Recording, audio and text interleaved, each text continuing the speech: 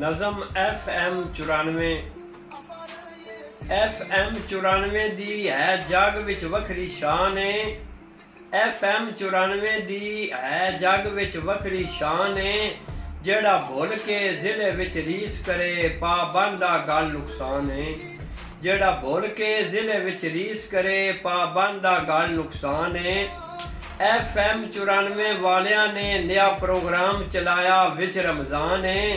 रखिया आवाम की आवाज़ है नाम उसदा कुर्बान वंजा कुर्बान है।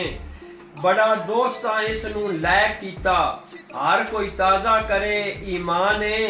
मुश्तरका प्रोग्राम चला रहे ने पिया सुनदा हर इंसान है। हर कोई दुआ गो इंतज़ामिया दा है आसरा रब रहमान है। डायरैक्टर डॉक्टर अली मुस्तहिक मुबारकां दे थींदा सुन के जग हैरान है। विजेता एंड RJ शानी प्रोग्राम दी खास जान है।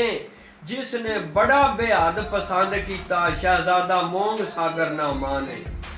जिसने बड़ा बेहद पसंद किया शहजादा मोंग सागर ना माने।